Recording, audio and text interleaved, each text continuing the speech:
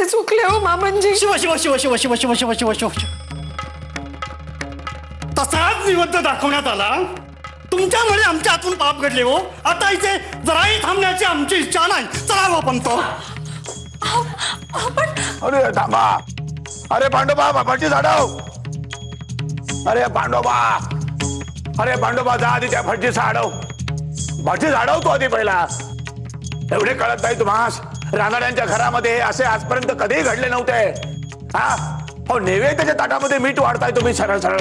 आणि काय हो सुनबाईवर संस्कार कोण करणार? या सगळ्या गोष्टी त्यात शिकवणार कोण?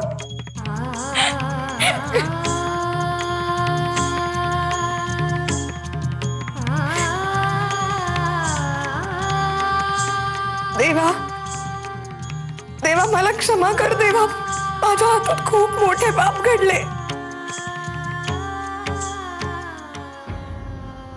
सुख करता दुःख हरता वार्ता विघ्नाची पूर्वी पूर्वी प्रेम कृपा जयाची सर्वांगी सुंदर उठशेंदुराची कंठी गळते माळ मुक्ता फळाची. जय देव जय देव जय मंगल मूर्ती दर्शन मात्रे मनस्कामना पूर्ती. जय देव जय देव. रत्न खचित फरा तुझ गौरी कुमरा चंदनाची उटी कुमकुम केशरा हिरे जडित मुकुट शोभतो बरा झुणझुणती नूपुरे चरणी घागरिया. जय देव जय मंगल मूर्ती दर्शन मात्रे मन कामना पूर्ती. जय देव लंबोदर पीतांबर फणीवर बंधना सरळ सोंड वक्र तुंड त्रिनयना. दास रामाचा वाटपा हे सदना संकटी पावावे निर्वाणी रक्षावे सुरवर वंदना. जय देव घालीन लोटांगण वंदीन चरण डोळ्यान पाहिन रूप तुझे प्रेमे अलिंगिन आनंदे पूजिन भावे वाळीन म्हणे नामा त्वमेव माता. ओम यज्ञेन यज्ञमय जंत देवास्तानि धर्माणि.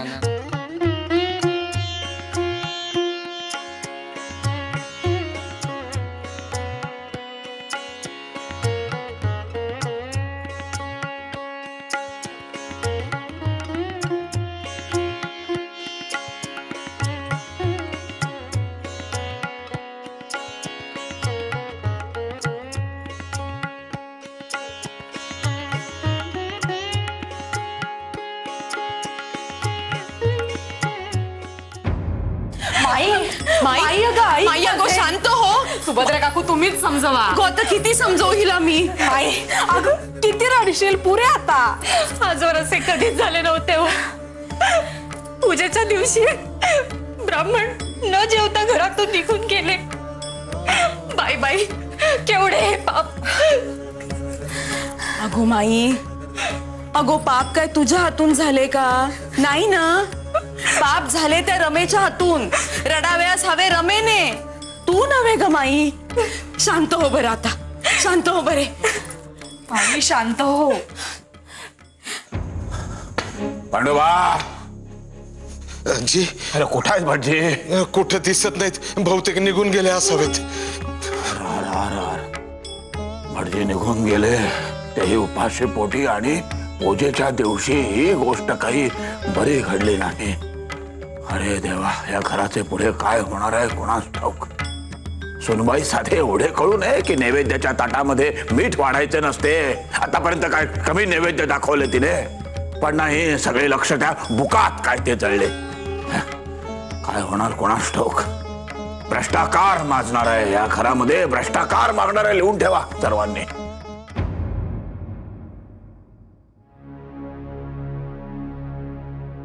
महाबळेश्वरी तरी विष्णू शास्त्रांना आराम पडेल असे वाटले होते. पण दुर्दैव दुसरे काय. शेवटी आपले माणूस गेलेच. आता जर तरला अर्थ नाही माधवराव.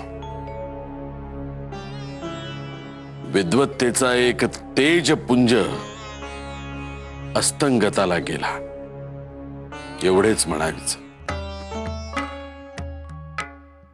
सार्वजनिक काका विष्णू शास्त्रींसाठी सार्वजनिक सभेतर्फे एका शोकसभेचे आयोजन करावे. विष्णू शास्त्री पंडितांचे एक उचित स्मारक व्हावे अशी आमची इच्छा आहे. होय, तातडीने त्याच कामास लागतो आहे.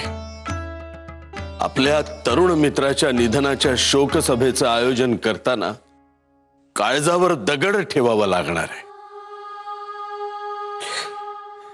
येतो मी.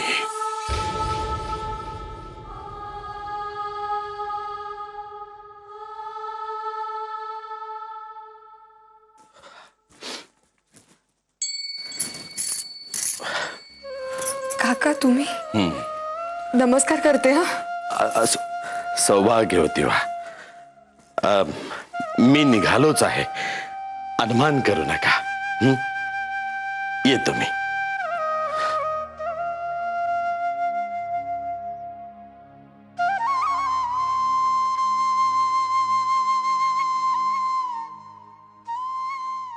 ठेव बाळा. शाबास. सुमती, जा आजोबांना, बाबांना, काकांना सगळ्यांना बोलवून आण. आजोबा आले. आले का? बर, मग आता कुणाला बोलवणार? काका आणि काका. काय झाली तयारी? अण्णा, अहो जेवणाचा एवढा थाट कशाला करायला हवा होता? दुष्काळ काय अजून सरलेला नाहीये. 4 दिवसापुरते पाणी मिळाले इतकेच. भागीरथी, आम्हास ठाऊक आहे ते, पण म्हटले आला सुदीन सण म्हणून साजरा करावा इतकेच. हो वहिनी, पण पाणी अगदी पुरवून वापरायला हवे. हो होय. हो ना, मुबलक असले की त्याची किंमत कळत नाही. अगदी खरे आहे सासूबाई, पण आता 2-3 दिवस पुरेल इतकेच पाणी आहे. खरे. असो, आता चर्चा पुरे. चला जेवायला बसा. गोपाळा. होय.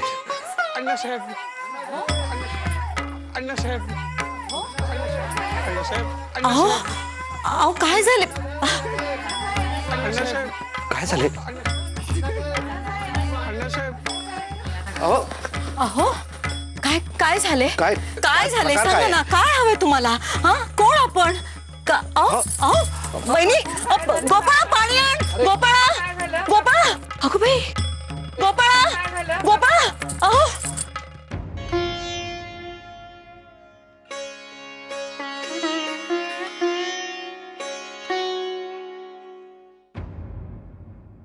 रमा, काय झाले? एवढे अनावर रडू काय येते आहे? रमा, नीट सांगा बरे काय झाले. उठा. आम्हाला सांगितले नाही तर आम्हाला कसे कळेल?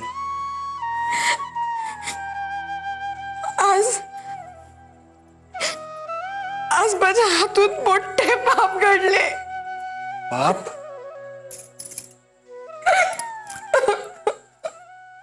काय करणार अण्णासाहेब? दुष्काळानं पार गांजून गेलंय. निस्ता वणवण फिरतोय. 4 दिवस झाले पोटात अन्नाचा कण नाही. तुमच्या घराबद्दल फार ऐकून होतं. तुम्ही औषध सुद्धा फुकट देता म्हणे, म्हणून आलो इथपर्यंत. या या आत या. या, पाहू काय. पोटभर जेवा, या. मग बघूया काय ते. हा, या चला या या सगळे. या. सावकाश होऊ द्या. घ्या. हा,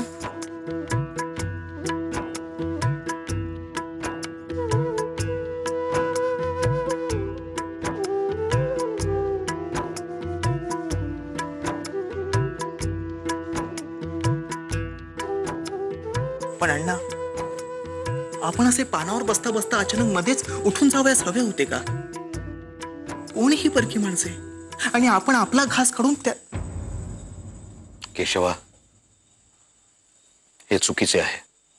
मान्य आहे आम्हास की आपणही 2 दिवस जेवलेलो नाही, परंतु तू करतोस तसाच विचार तळेकाठेच्या माणसांनी केला असता आणि आपणास पाणी द्यायचे नाकारले असते तर.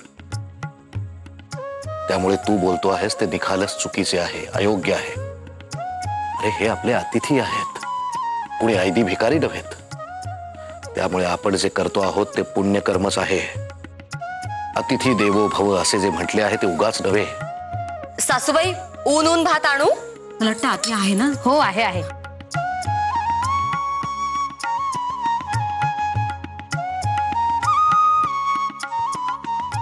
काय हवं ते मागून घ्या सगळ्या जणींनी. सावकाश होऊ द्या. हा, असे झाले होय. चारही भटजी न जेवता निघून गेले. का तर नैवेद्याच्या पानात पंचामृत वाढले नाही आणि मीठ वाढले म्हणून. भयंकरच पाप. आता याचे प्रायश्चित्त कसे करणार? अहो रमाबाई, काय हा वेडेपणा? या अशा गोष्टीने थोडी ना पाप लागते. या सगळ्या आंधळ्या आणि घाबरट समजुती आहेत, अगदी सोयीस्कर.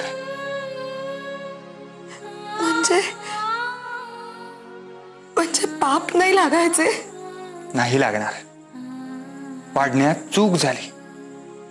तुम्ही काही मुद्दाम केले नाही, नाही ना? नाही करेच. झाले तर मग. पाप आणि पुण्य या अशा गोष्टींशी नाही, तर सत्सद विवेक बुद्धीशी निगडीत असते.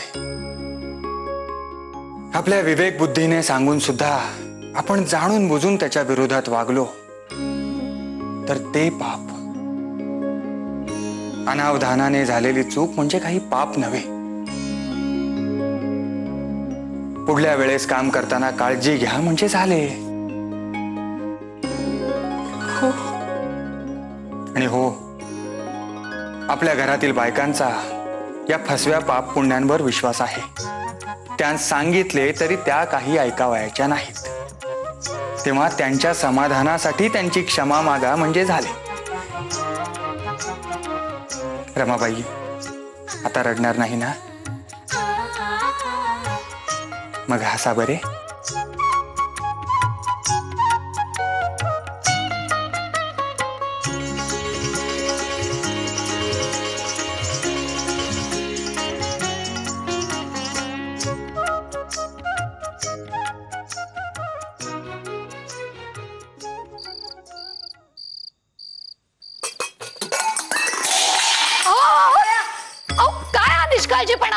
दुष्काळ आहे म्हणून वणवण करत याचना करत आलात ना?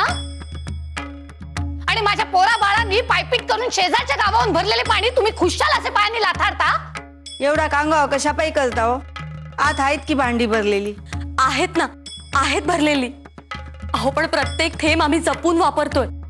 असे केले तरच निभाव लागणार आहे या सगळ्यात. हो, पण ह्यांना कुठे त्याचे मोल? फुकटचे गिळायला मिळते ना. मरायला टेकले होते, आता अंगात बळ आले, लगेच भाषा बदलली.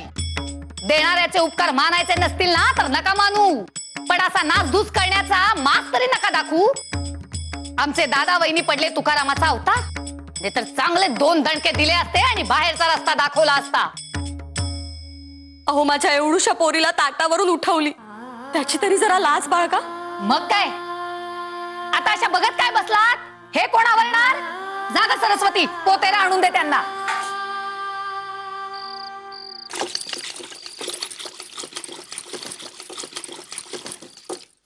ताई, नाही बरेच झाले हो. भाऊसाहेब त्या भटजींकडे गेले आणि त्यांचा राग शांत केला ते. अगो पण काय उपयोग? या आपल्या माईचे रडणे अजून थांबतच नाहीये मुळी. काय गो रमे, बघावे तेव्हा तुझे चित्त असते कुठे? नवीन का आलीयस इथे? नंतर सगळे निभावले म्हणून ठीक, पण मी म्हणते नैवेद्याच्या पानात तू मीठ वाढलेच कसे? अगो जर माझी सासू असती ना तर अशी चूक झाली म्हणून पळी तापवून मला चटका दिला असता तिने. पण आम्ही मात्र तुला सांभाळून घेतोय, पण त्याची कदर आहे का तू? नाही. प्रत्येक कामात तुझा गोंधळ हा ठरलेला. अगो या सगुणीने डोक्यावर हात ठेवला की काय तुझ्या? अगो बाई, काय गो ताई? नाही, माझ्या सगुण्यावर का घसरते सुगाचच? अगो असेल ती गोगलगाय, पण या रमेसारखे घोटाळे तर नाही ना करत कामात. नाही, बिचारी सगळे मंद गतीने करते एवढेच, पण कामे चोख असतात हो माझ्या सगुण्याची. काय? हो हो, चुकले माझे, खरेच चुकले.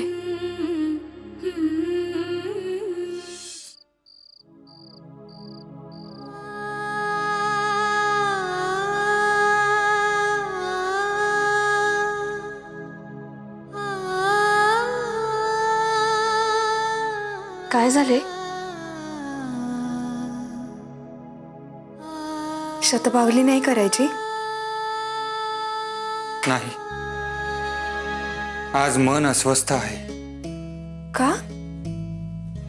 काय झाले?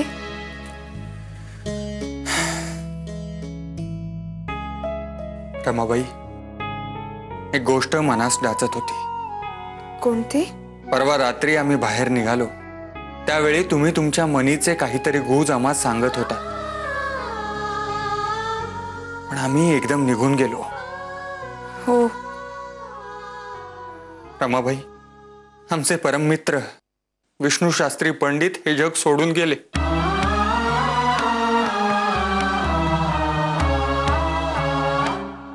काय?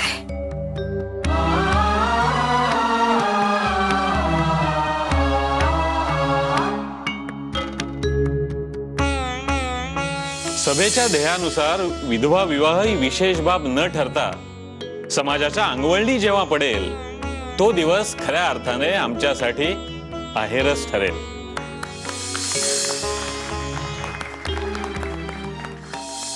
पल्ला लांबचा आहे पण दुरापास्त नाही. आपण आपल्या ध्येयाला चिकटून राहिलो तर वाट आपोआपच तयार होते. आपण जी नवक्रांतीची जी ज्योत उजळली आहे ती तेवती कशी राहील याकडे आपण सर्वांनी मिळून लक्ष द्यावयास हवे. मनास अतिशय क्लेश होत आहेत.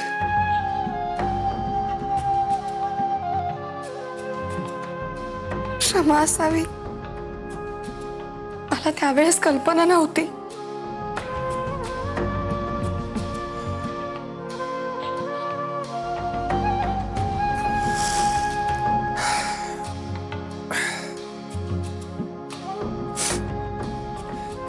विष्णू शास्त्रींची धडाडी काही आवरत होती. विधवा विवाहाचा प्रश्न त्यांनी ज्या प्रकारे लावून धरला त्याचा परिणाम म्हणून आज विधवांकडे पाहण्याचा समाजाचा दृष्टिकोन हळूहळू बदलू लागला आहे. स्त्रियांस बरोबरीने वागवण्याबाबत आम्ही सारेच नवमतवादी कायम आग्रहीच आहोत. वास्तविक आपल्या संस्कृतीत स्त्रियांस अर्धांगिनी, सहचरी असे संबोधले गेले आहे आणि असेच व्हावयास हवे. पती पत्नी एकमेकांचे उत्तम मित्र असावयास हवेत.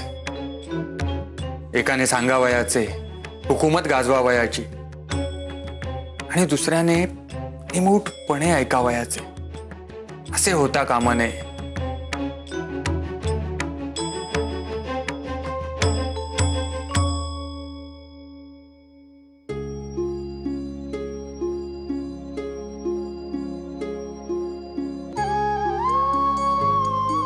एकमेकांशी मोकळेपणाने बोलण्याचा विश्वास हवा. एकमेकांचे दडपण येता कामा नये. थट्टा मस्करीने बोलता यावयास हवे. एकमेकांशी वेगवेगळ्या विषयांवर चर्चा वाद व्हावयास हवेत. ते खरे नाते.